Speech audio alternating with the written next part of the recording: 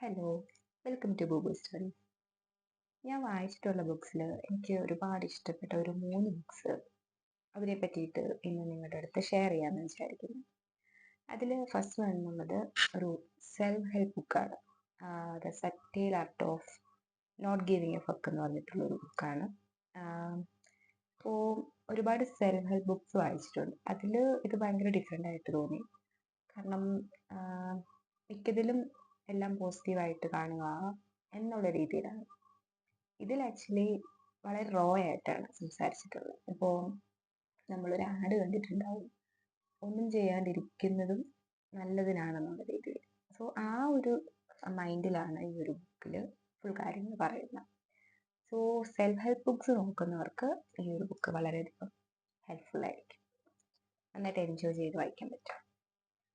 Next ഉള്ളത് ഓഷോയുടെ the book of woman, സ്ത്രീ എന്ന് പറഞ്ഞിട്ടുള്ള ഒരു ബുക്കാണ്. ഇത് ആക്ച്വലി എല്ലാ സ്ത്രീകളും മസ്റ്റായിട്ട് വായിച്ചിട്ടിരിക്കേണ്ട ഒരു ബുക്കാണ്.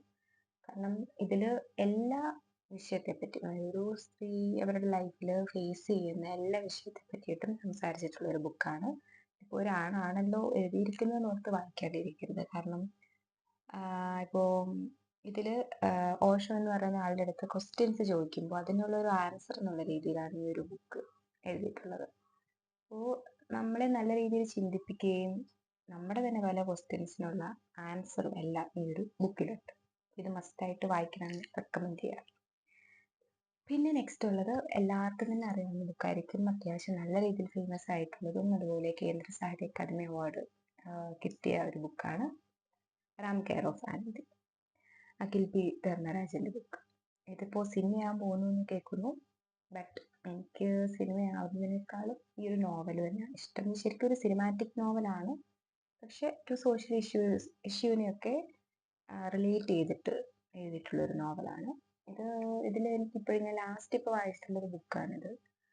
ഇതിൽ മല്ലി എന്ന് പറയുന്ന ക്യാരക്ടറിനെ ശരിക്കും ഇപ്പോഴും നല്ല രീതിയിൽ ഓർത്തിരിക്കുന്നത്. ശരിക്കും ഇനി സിനിമ വരുവാണെങ്കിൽ ആ ഒരു ക്യാരക്ടർ എങ്ങനെയായിരിക്കും എന്നറിയാൻ വേണ്ടിയിട്ട് മാത്രമായിരിക്കും ഞാൻ സിനിമ കാണുമ്പോൾ.